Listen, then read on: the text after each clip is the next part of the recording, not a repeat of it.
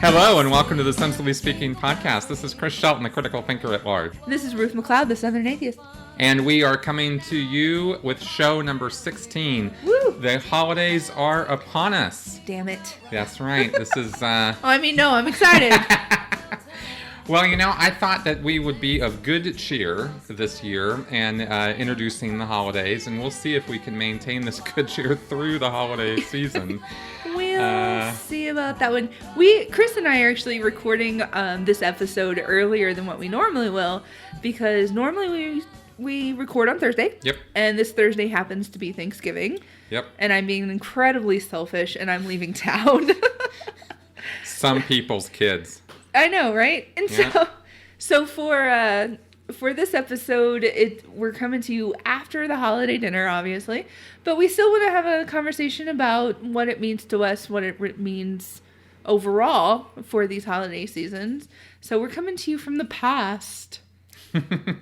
Into the future. Into the future. That's right. You'll be listening to this on the day after Black Friday.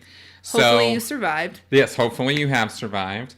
I, of course, on Black Friday will be kicking it in my apartment. I do not venture outside on Black Friday. Yeah, I don't anymore, not after working retail. No. Do not want to have anything to do with that. I might be on a boat. Wow. Yeah, I'm going to Louisiana where my father lives on the water, so I might be on a boat. Wow. Okay, going on a boat. We'll see. I'm not on sure. A boat, man. I'm on a boat. I got my Afghan. Take a look, big hard look at my motherfucking boat. That's right. Did we just go Lonely Island? Yes, we did. So the holidays are here, and I just wanted to say that, there is always going to be bad news happening that we can always talk about, we can always focus on and be dejected and depressed and horrified by. Donald Trump is probably still alive. That is horrifying. That is pretty horrifying. And of course, there's the situation in the Middle East and in Syria and that sort of thing. And none of this, of course, downplays any of that. But, that bad news is always going to be there. And the holidays are not. They're a special time of the year when we actually have the ability to choose how we want to be over the holidays. Exactly. And, we can be of angry countenance and sour demeanor and talk about how fake it is. Oh, it's totally fake. All the crass commercialism and... Yeah, that's there.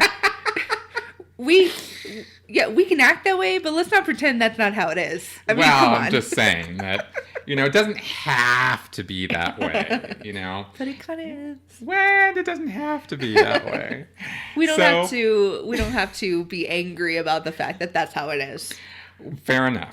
So we're going to take a look at some of the more positive aspects of the holidays. And also, I found a few things that I thought might be interesting, give you some information you didn't know about. Well, actually, again, Thanksgiving's just passed, but in retrospect... Yes. Here are some facts about Thanksgiving. I actually looked this up because I grew up sort of with the classic grade school education of the Pilgrims and, shaking hands with the Indians and all sitting down to the feast. And, yes. And actually found out there was, some degree of truth to that. Oh, I'm sure. There was a first harvest that was, where they finally managed to get some food, the Pilgrims, and they... did invite the Indians over, and they did have a Thanksgiving feast.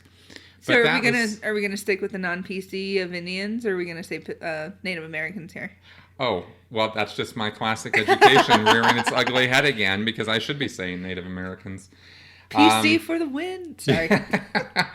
But what I found out in looking into this is actually that the whole idea of days of Thanksgiving and days of fasting go back to England and Europe and are actually a very old tradition. Yeah. And I didn't know that. This goes back to the 1500s. And there were many days of fasting and many days of feasting. And they would just call these, not necessarily at random. They would call them when good events happened.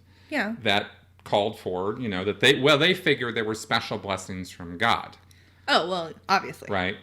Good Harvest. There was even one in 1588 when there was the victory over the Spanish Armada. Woohoo! Yeah, they had a day of Thanksgiving. And then they would also call for these days of fasting if there were floods, plagues, drought. So it was sort of a sacrificial sort of, God, please listen to us. We're going to not eat.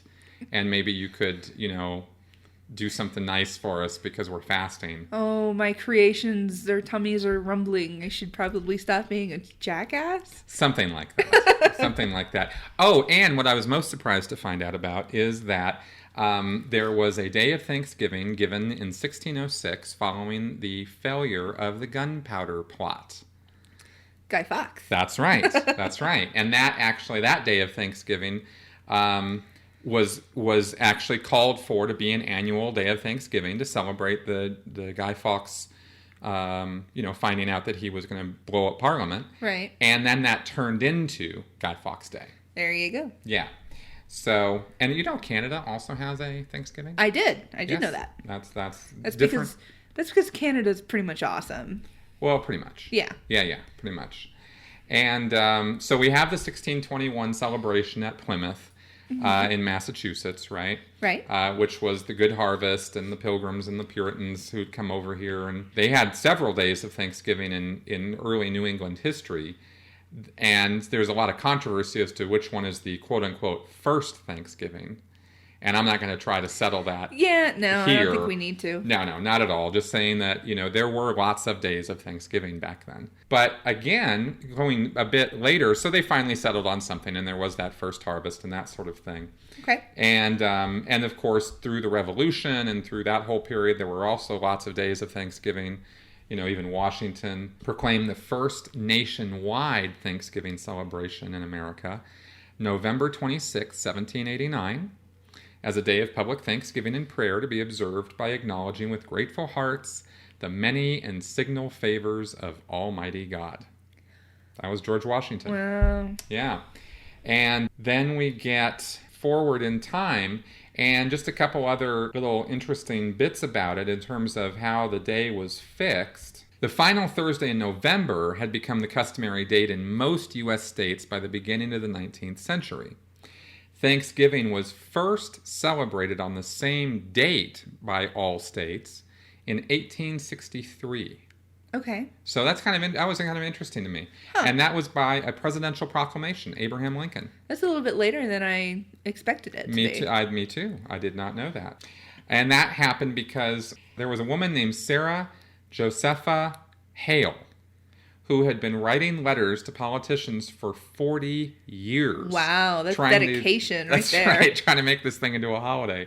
So finally Lincoln did it, and he proclaimed the date to be the final Thursday in November in an attempt to foster a sense of American unity between the American North and South. Okay, so that makes sense. That's right. And then one last little bit that was kind of interesting is on December 26th, day after Christmas, in 1941, President Roosevelt signed a joint resolution of Congress changing the National Thanksgiving Day from the last Thursday in November to the fourth Thursday. Why?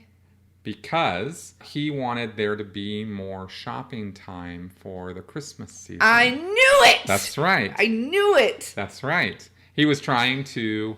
of course, this was Roosevelt, and we're talking about coming out of the Depression. Roosevelt knew about Black Friday. I'm telling you. And he was actually trying to set up a Black Friday sort of setup. That's right. So That's anybody out there going, oh, it's all about commercials. Yes, it is. Freaking Roosevelt knew it. Yeah. Yep. That's right. That's hilarious. But I didn't know that. there was controversy about it, and so it ended up, going back to the date that we have now. Well. Yeah, but still. There you go. Still. So. Awesome. Now, one thing we, of course, talk about here on the Sensibly Speaking podcast with Ruth and her atheist ways. My awful, terrible atheist ways. Are... Damn heathen. That's right, those damn heathen friends of mine.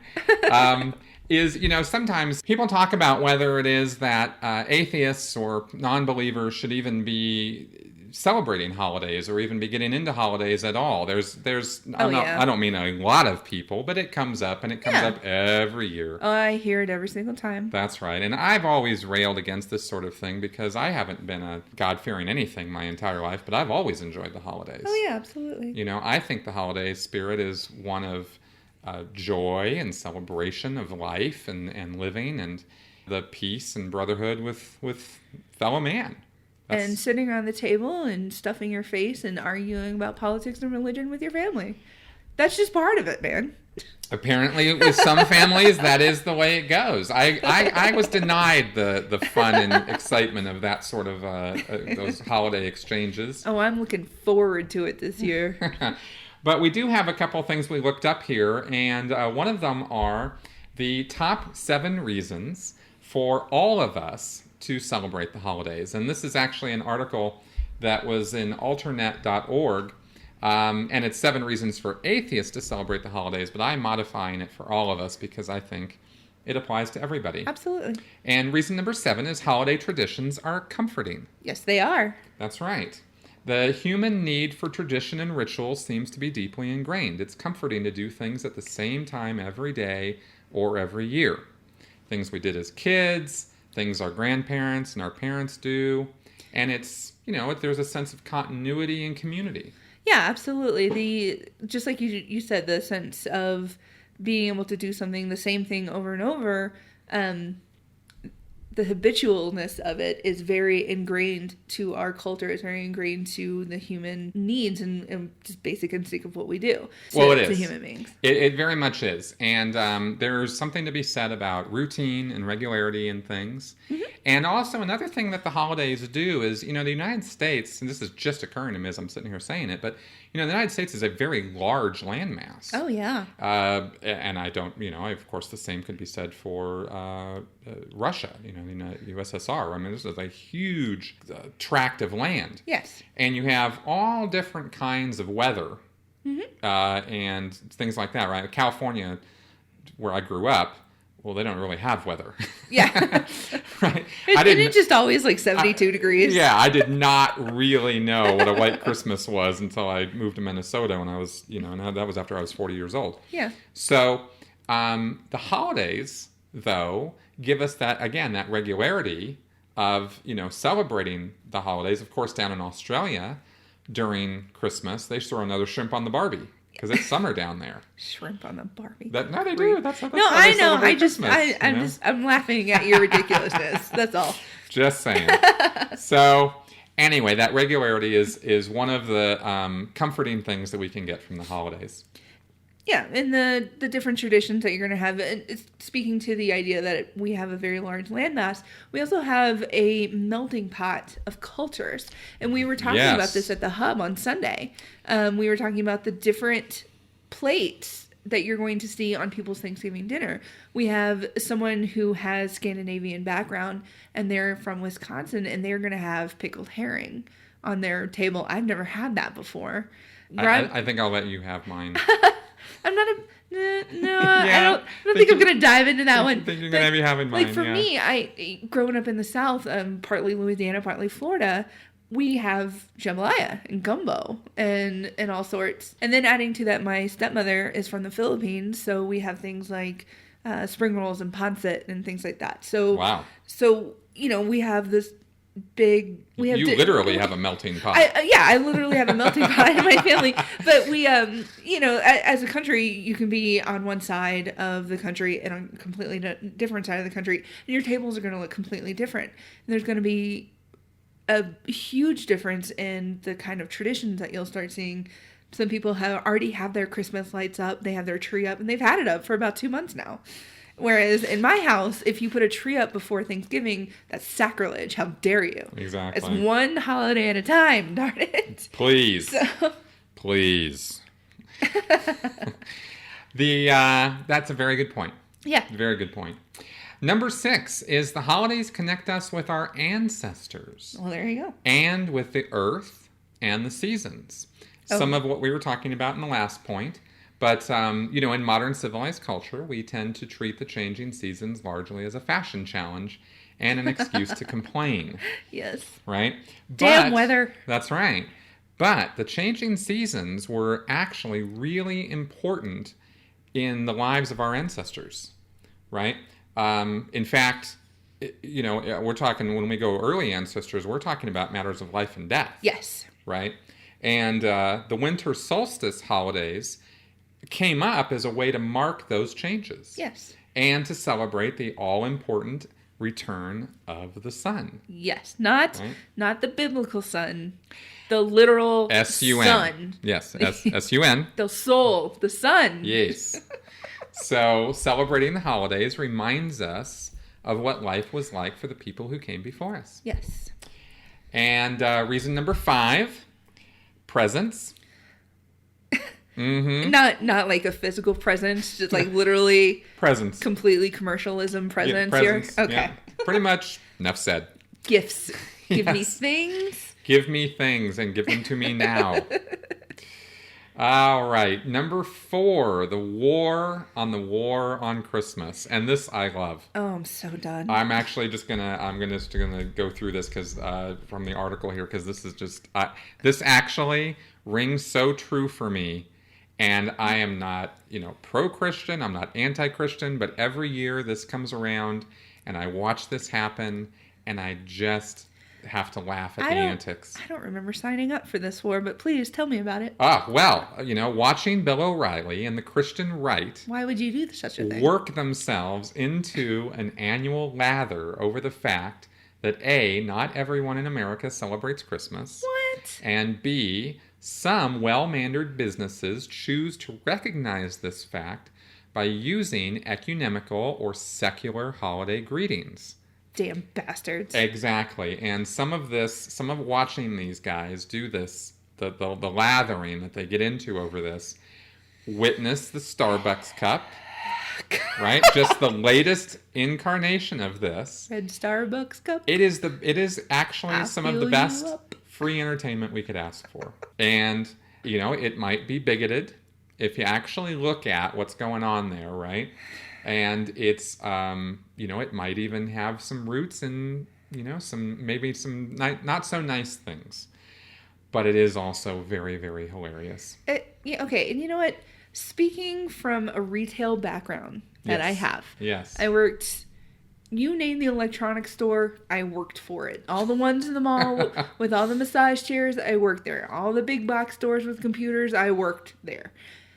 You say happy holidays because it includes Thanksgiving, it includes Christmas, it includes Kwanzaa, it includes Hanukkah, it includes Festivus, it includes New Year's. Right. You say happy holidays to cover everything. Exactly. And if someone would tell me, oh, well, Merry Christmas, guess what? Merry Christmas back at you. Right. If someone tells me, oh, Happy Hanukkah right back at you. I don't care.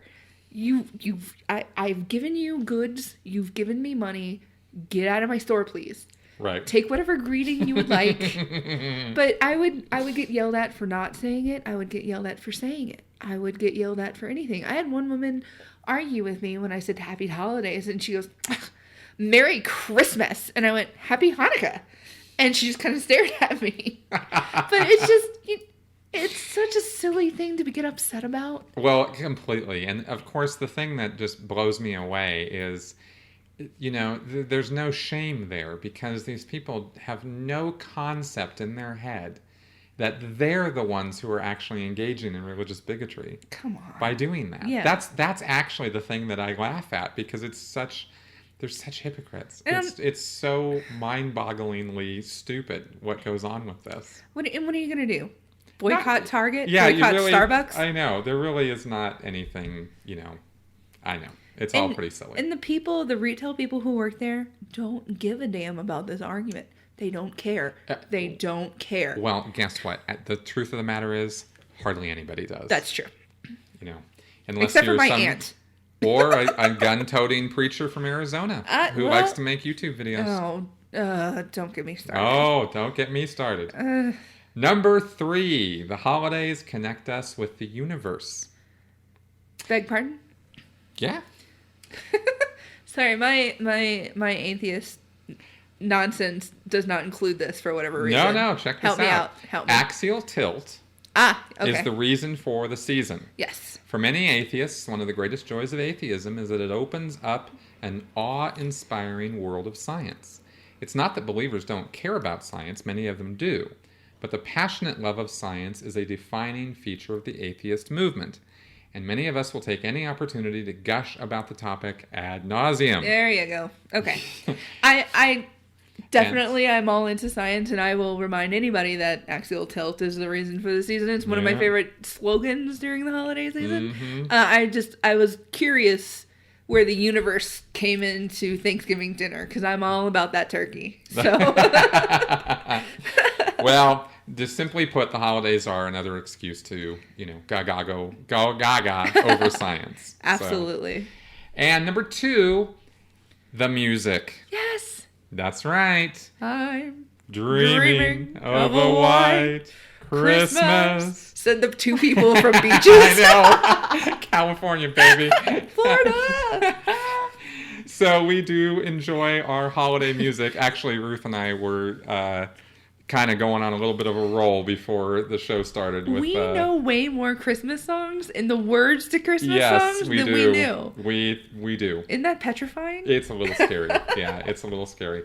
But also another fact that our guest from last week, Rachel Bernstein, was letting me in on was that a lot of the secular or secularly oriented Christmas songs, such as Chestnuts Roasting on an Open Fire, Frosty the Snowman. Rudolph? Possibly Rudolph. Not sure about this one. Okay. But apparently some of these songs have Jewish songwriters. Shut up. That is where they come from.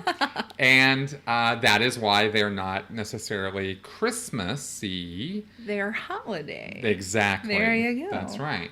So... That's cool. Exactly. Random and little tidbit. A lot of my favorite Christmas songs are some of those songs. Yeah, and we were talking about Bing Crosby singing songs with a drink in his hand. That's right. I'm dreaming of a white Christmas. Russian. Sorry. And number one reason that everybody should celebrate the holidays is for the same damn reason everyone else does. Because it's dark and cold, and it's going to be dark and cold for a while, so it's a perfect time to decorate and light lights and celebrate the fact that we're alive. Yep. Because we're all going to be cooped up inside together for a while. You know what? That wasn't true for me in Florida. Because, it would get darker, but it wasn't gloomy. It wasn't snowy. We weren't trapped in by weather. It was just, okay, maybe pull out a sweatshirt. The one sweatshirt we all own down in Florida. A sweatshirt. I have to say it was the same thing for me in California. Yeah, let's gather around the palm trees and sing White Christmas. Yeah. Yeah, pretty silly stuff. Yeah, but that's absolutely true. I mean, it's something our ancestors did, gather around one another when it gets dark and snowy and hard, and we take solace in the fact that we are together and we're alive. And for a lot of people, the holiday season is that one time to see a lot of your family, whether... Oh, very true. Yeah. Actually, that's very, very true. Because, we joked about me going down to Louisiana to see my family, but on a personal level, my father, I only see him once a year, maybe, because he lives out of the country. So I actually am getting to see him. And so it's fantastic. And I'm just stoked about being able to go down and seeing family that I don't normally see. Totally. And that's, I think, is a main reason for the holiday. Exactly. I'm not sure what I'm going to be doing for Christmas, but it very well could be spent with my family in California this year. There you go. So awesome. We'll see how that rolls out. There was another thing I found here about the holidays, and this is actually something I can really get behind. And it has to do with giving thanks for the holidays, or during the holidays, rather. Who and what do we give thanks to, Mm-hmm. When you're secular, or you have a secular mindset, or you're not particularly, even if you're not secular, but you're not necessarily religious, maybe agnostic, or, maybe there is a God, maybe there isn't a God. Well, there's people who are spiritual. Exactly. Yeah. So, who do you thank when it comes time for... giving thanks. Okay. That we have Thanksgiving. Well, who are we giving thanks to? We have Christmas. Well, this is a time of good cheer and thankfulness. So there were some people that I thought we might throw some love out to, in addition to whatever god or gods or deities or whatever else you want to acknowledge over the holidays. There's also some other more down-to-earth folks who maybe could use some use some love thrown their way. Farmers. Yeah, absolutely. Right? Probably some of the most obvious humans to whom we should be giving thanks when we eat. Yeah, when we eat a bunch of food, when we gorge ourselves on food. That's right. Thanks for the sweet potatoes. That's right. Farming has certainly become a very corporate activity, but there are still, thousands and thousands of farmers out there. Oh, yeah. And they're getting up, before the break of dawn every day and getting out there and doing their job. Absolutely. And they work hard. Yes. I'm not someone who can get dirty. I don't enjoy it at all. So absolutely, if someone's gonna get dirty so I can stuff my face, I'm all about thanking them for that. Exactly, and me too, actually. Another group of folks to remember over the holiday season are soldiers and veterans. Absolutely. Now, of course, we have Veterans Day and Memorial Day and that sort of thing, and of course we remember them during that time. But especially during this time of the year when we are seeing our family and our friends and celebrating our lives, a lot of these guys are out there, defending our ability to do that in safety and security. Right. And, we don't have to agree with, and this has always been my philosophy in regards to soldiers, we don't have to agree with politicians or generals necessarily and some of the decisions that they make.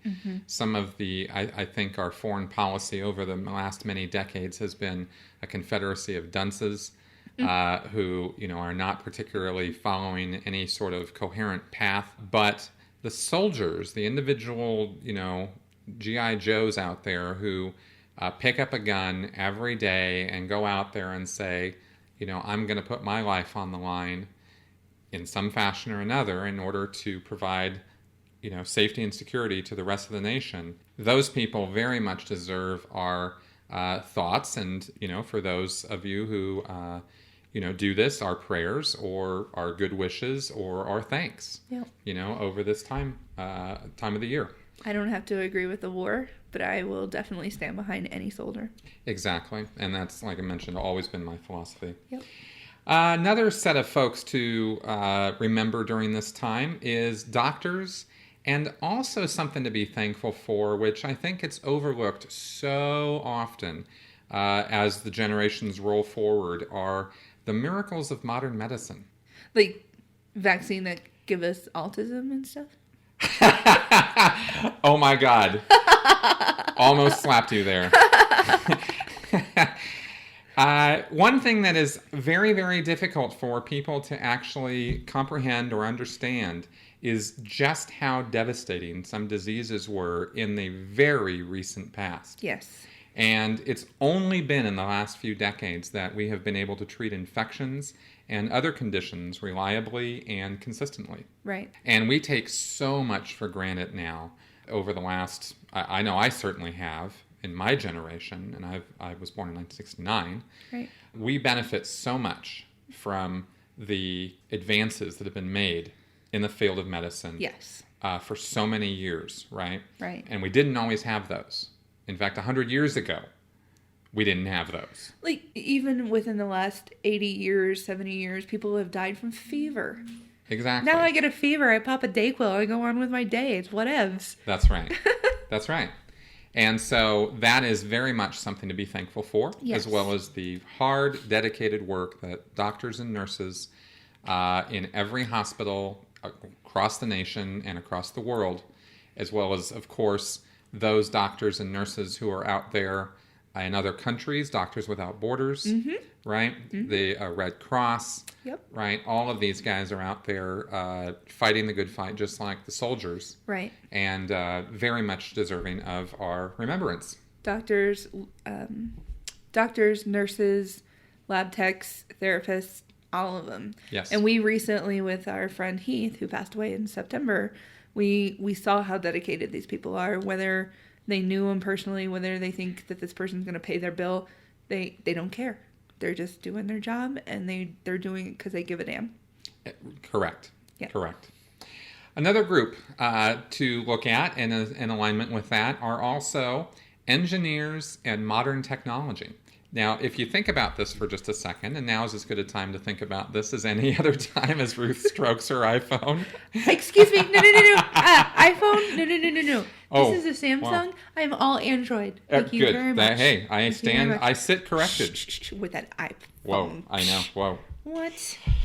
You watch your mouth. Now, like medicine, the technology that we have today was, frankly, unimaginable a century ago. Yeah. Right? I mean, unless you were Jules Verne or H.G. Wells or, somebody who really had an overactive imagination, most people would not, 100 years ago, be able to comprehend what we now have. Right. Right?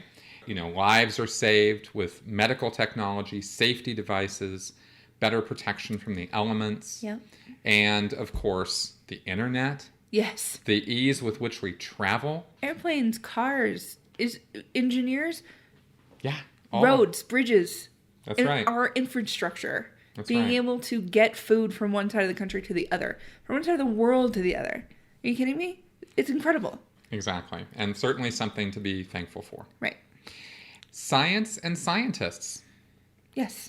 One of the defining features of our modern world is science. But too often, basic science is overshadowed by the bright glow of what science produces. Science has been instrumental in improving what farmers can grow, what the military can accomplish, what doctors can treat, and what engineers can build. Almost all of those guys owe a debt to science and scientists. Yep. Right? Because it's the scientists who actually dig in and try to understand the physical world better and give us the benefits of their learning. Right. And it is not a certain field. It is not a stable field. It's not one that you can predict. Right. Tomorrow, our entire understanding of the world could change because that's what science does. Right. Right? It discovers new things that as of right this moment, we just don't know. Right. That's what's so amazing and awesome and awe-inspiring about science. And it's cool that it has the ability to change. That's what I like about it. It's not just, here it is, that's all there is, don't worry about it ever again. It's constantly changing, it's constantly molding. So I think a lot of people, unfortunately, see that as a negative. Because every time we learn something new, that we have to change a little bit. But the fact that we are able to learn and we're able to adapt and change and do everything, I think it's fantastic. Completely. That's exactly right. And again, something we should be very, very thankful for that we have and that we have the benefits of it. Yes. And, there are far too many people who I think are far too quick to point out, that because of the changes that occur in science on an almost daily basis, they will, be down on it, degrade it call it not important. It seems wishy-washy and it seems untrustable. Is that the word I want to say? I think I just made up a word. Untrustworthy. Yes. Good grief. I went to college, everyone. I have a degree. It's on my wall. And I hear it a lot, even in my family, that I get to go spend time with this week. Yay! They'll say things like, "Oh, well, science is always changing its mind. It never knows what's going on." No, it learns, and that's what it is. That's right. That's it's exactly constantly right. learning. It's not changing for the sake of change because it can't make up its mind. It's constantly learning, and the people who dedicate their entire lives to this endless pursuit of knowledge, it's fascinating, and I'm incredibly thankful for that. Yeah, absolutely. And finally, our friends and family.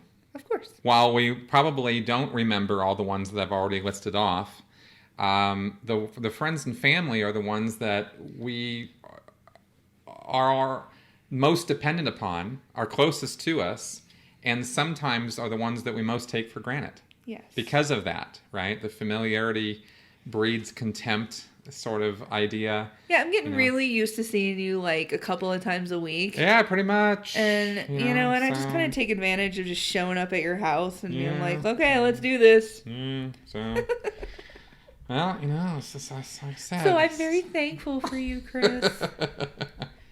Well, I'm very thankful Thank for you you for too, being a friend. No, absolutely. And unfortunately, it's not true for everybody, and with the family situation. But I know for me, just the emotional support that I get from my family, whether or not they agree with me politically or religiously, being able to pick up the phone and call them and just talk to them if I'm having a bad day. I actually was on the phone with my mother on the way here to do the podcast, and I was able to connect with her and be able to speak to her because I'm not going to see her for Thanksgiving. I'm going to go to the other side of the family. But knowing that my family is there for me no matter what is a great, amazing feeling. And since moving to Denver, and I didn't have any family when I moved to Denver, and I've found a great community in the Secular Hub, and I've built amazing friendships here, friendships I'm positive I'm going to have for the rest of my life. And I'm incredibly thankful for that. So if you know me personally and you're listening to this, thank you for being my friend. I really appreciate you. Well, of course, I could totally second that motion. Yeah. And I have no shortage of things to be thankful for in my life, as things have progressed. And I have met some of the most awesome and amazing and wonderful people, and they are all part of my life. And I'm very thankful for that, and very thankful for my current circumstances, and for having, through good luck more than anything else, gotten out of a very bad situation and into a very good one. Yeah. So certainly nothing to be, no shortage of things to be thankful for this holiday season. Of course. And on that note, there was one last bit on this before we move on into our next segment. And this was something really sweet. I really liked this. And this was CNN actually did a poll where they asked people who were unaffiliated with any faith, right? Not just atheists, but just the nuns. Yeah, the nuns, yeah. Okay. Right? Okay. What they sort of asked them, if you're atheist, agnostic, non-believer of any kind, how do you celebrate the holidays? And they actually were flooded. With replies. Oh, I'm sure. And I thought I'd read just a couple of these because they're very, very nice. Okay. One person here from Colorado, Sarah from Colorado, says, even though atheists don't believe in the Bible, you have to admit there are some pretty good ideas in there. Being kind, honorable, and trustworthy. So why not give a gift in the spirit of just being a good person? Yeah. I mean, that was nice. there's good stuff in a lot of religious texts, but okay, fine. Okay, fair enough.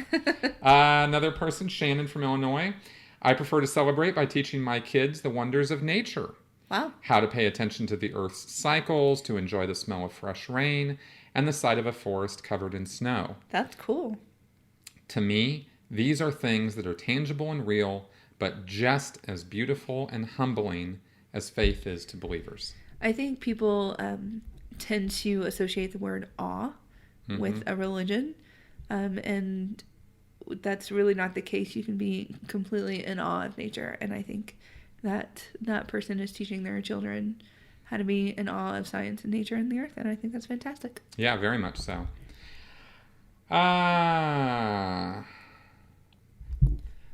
Very simply here, John from Washington. Holiday celebration does not require belief in order to feel love for one another. I can wish someone a Merry Christmas, and it's just my way of injecting positive energy into that person's day. Why not? Exactly. Scott from Pennsylvania. This is the time of year where you put special emphasis on your loved ones, your family and friends. This matters to everyone, regardless of belief in a deity. Mm-hmm. And pets. People should be thankful for their pets. I don't have a pet. But if I did, I'd love that goofy bastard. Here we go. And lastly, David from Texas. Now, of course, we bag on Texas all the time, but David here has something kind of nice to say. Yeah. We exchange gifts, have elaborate meals, and spend time with our family and friends, many of whom are believers. And no, we are not. Sharing, giving, and loving are traits of humanity, not divinity. Absolutely. Very nicely said. This being the time of year that it is, and us trying to be the helpful pair that we are, we thought that it might be helpful to some of you out there to go over or talk about maybe some of those more awkward times or moments when you're with family who might be not of the same religious inclination as you. Or even political, I think. Or gender, or social, right? Yeah. That's actually a very good point. Yeah. How do we grease the wheels of our social, I don't know, niceness during the holidays? Yeah. And so we're going to adopt a couple points here that we're finding. We found some great articles and advice out there having to do with tips for Thanksgiving and also for the holidays. Right. This one, I actually have used this one for a few years now. The 7 tips for atheists at Thanksgiving dinner. We are going to kind of tweak it a little bit because it doesn't have to just be for Thanksgiving, and it doesn't have to be just for atheists. That's right. And this one was actually written by This one was actually written by Herb Silverman, who is a great face within the secular world. If you don't know about him, look him up. He's hilarious, fantastic, down to earth, great guy. And he wrote this for is it Faith Street? Yeah, this is Faith Street. He wrote this article for Faith Street, and like I said, I've showed this to other people before they went home for the holidays. I've read this one every year for the last few years just to kind of remind myself of what's going on here. Excellent. So here are some points that you might be able to find helpful for your holiday season. One, don't come out as an atheist or fill in the blank there. Yeah. During the Thanksgiving meal. Now, of course, this could be Christmas meal, this could be holiday meal, this could be celebratory meal. This could be your great aunt's 80th birthday meal. You know what I mean? It might seem like that would be the appropriate time for you to drop the news, but really not so much. Especially if you think that it's going to be antagonistic in any way. I would always suggest to people maybe starting with like one person Exactly. and seeing the how they react to it, because a family celebration or a gathering like that is supposed to be a happy event, and if you think it's going to be a huge shock to your family, maybe hold off on that one and just enjoy the moment. Precisely. Not because there's something wrong with you, and not because there's something wrong with your position. There's a thing called strategy and tactics. Yep. And if you want to create the best possible effect on your relatives or your family or your friends, then there is a time and a place to do it. Right. A bunch of hungry people with knives and forks in their hands are probably not a receptive audience to you dropping a bomb on them. Maybe not. And maybe there might be a better time and place for it. And as an additive to this, in my family, everyone basically knows that I'm an atheist. It's not something I hide.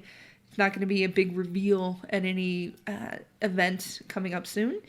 But if you're in my same situation and your family's not hostile toward that, I wouldn't tiptoe around the fact that I'm an atheist if it comes up.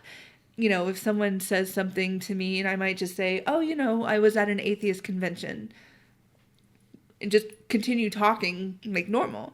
Because just like Chris said, it is not a negative to have your particular religious viewpoint, political viewpoint. It's okay to hate Trump. Fine. In fact, we support you fully in that position. I completely support that position. Yes. So yeah, that's just my little additive to that one part. Completely. Which leads us actually right into point number 2. Be yourself at the Thanksgiving meal. You don't need to bow your head for the blessing. And if somebody else notices that you're not bowing your head, you know, well, odds are they weren't either. Exactly. So maybe you've met a kindred spirit there. And maybe not. And if somebody comments on it, then, you have an opportunity to engage them in a discussion, but preferably or hopefully that would be after dinner. Yes. Again. Yeah. maybe not when they have a nice sharp knife in their hand. Yeah, you might get a raised eyebrow, but you can subtly point out, well, you didn't have your head bowed either. Exactly. But anyway, there's no call for you to have to fake it. No. Or, pretend to be something you're not. That is no part of what any of this advice consists of. I would also add on to this one to be respectful, though. Well, funny you mentioned that, because point number 3 it's almost like I've read this before. It's amazing. Sit respectfully while others at the table give thanks to God. Yes. So it says here that, you can mention that you're thankful for perhaps, if somebody were to say, well, how come you're not praying, dude, right? Yeah. You could say, well, I'm certainly thankful that we have a freedom of religion in the country. Yeah. Right? And that we can worship or not as we see fit, right? Mm-hmm. And that, I think that families, get along best when there's a, mutual respect between people's differing viewpoints, because I think we could all agree that we're not all going to agree on everything ever. Of course. I will suggest not reaching for food while they're praying. I may have done this not at a family gathering, but at a social gathering where everybody at the table knew I was an atheist and they still prayed, and it was very upsetting, and I was pissed, and I started grabbing food anyway and eating it loudly. And I only halfway regret that, but I definitely don't suggest you do that at a family gathering. Be respectful. Just kind of wait a minute. You can wait a minute. Honestly, right. You can. It's not a matter of granting truth or validity to somebody's beliefs by respecting the fact that they have those beliefs. Mm-hmm. And, you're in their home. Go along with the tradition of that home. Yes, that is another huge factor to it. When you have your own big house and you host 20 people in your living room, then you can host dinner however you want to host it. But when you're a guest, be responsible. There you go. Now, this might be slightly controversial with some, but it's number 4. If you're asked to say the blessing, do it. Now, most atheists may respectfully decline, but the author Herb here says that he thinks it presents a wonderful opportunity to give thanks. And just like we just talked about, to the farmers, the migrant workers, the truck drivers, the grocery store employees, and the family and friends who helped prepare the food. Yes. You don't have to give thanks to God or gods when you're asked to give thanks. Yes. That's all good. Yes. Right? In fact, Herb jokes here that when invited to say some version of grace in a gathering of atheists, he sometimes quotes Bart Simpson. Dear God, we paid for this food ourselves, so thanks for nothing. It's one of my favorite lines. I love that. Yeah. Number 5, turn the blessing into a family affair. A friend once led the blessing by asking family members to share something for which they were thankful. Yeah. And I think a lot of families do that, whether they're religious or not now. They go around the table and they say what they're thankful for. And I think that's a fantastic way to do that. There you go. Number 6, keep this Bible verse ready. Yeah.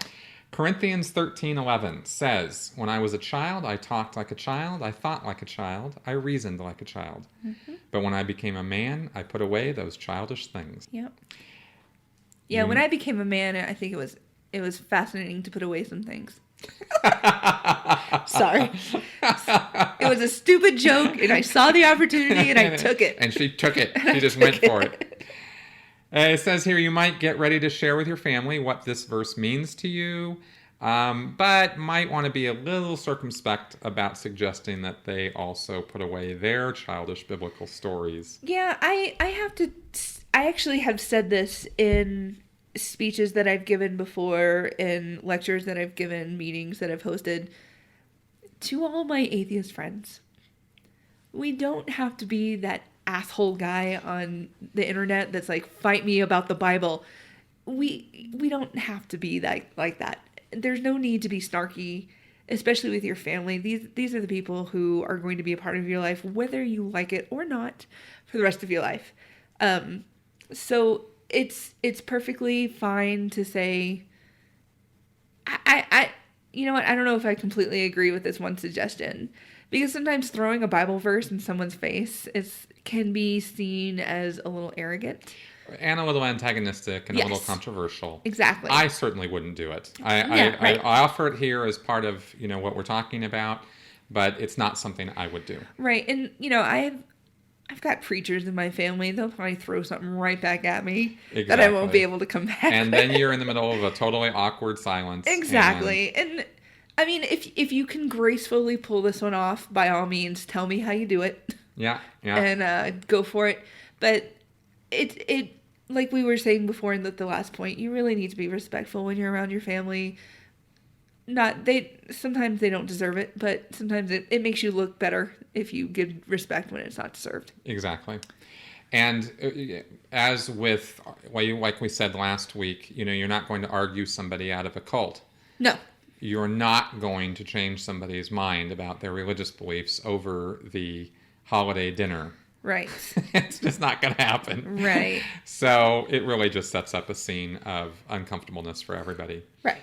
Lastly, if you're not ready to come out, don't do it. No. And there's no reason whatsoever that you have to be or feel pressured to, state your position or state how you really are, quote unquote, Right. In the middle of something like this. Right. Right? Your timing and your personality, your beliefs, your thoughts, your attitudes, your ideas, well, those are yours. Right. And they are 100% at your discretion as to whether you do or don't want to voice them. My tip for this one, and I've used it a few times, have an arsenal of different topics in your head to maybe bring up to distract from that conversation. I've had people point blank say, well, aren't you an atheist? And I'm okay. I'm comfortable with it now to say, oh, well, yeah. And what's the big deal? And whereas, when I was in college and I was first tiptoeing out of religion, it was a little bit more difficult. And so you have something in your back pocket to say, oh, you know what? Why don't we talk about that a little bit later? But did you hear about this? Just a very easy transition in a conversation. Talking about work, talking about anything at school, talking about a new relationship, if you want to go down that route, talking about family news, anything to kind of switch the conversation, hopefully not to something even more awkward. But now might not be the time to bring up the whole gay rights issue. Or you can do the SNL thing where when someone starts talking about ISIS, you can turn on Adele's Hello and everyone just starts singing and it's fantastic. There you go. Have you seen this? Oh, yeah. I love it. Yes. And again, just keeping in with the purpose and idea and attitude of the holiday season, right? It's a time of togetherness, not separateness, not divisiveness. Mm-hmm. It's a time of agreement, time to be in good cheer and show your love and friendship and support of your family and your friends. Do you want to talk about any traditions that you had? The only one I had was getting up early and butt crack of dawn on Christmas and opening my presents.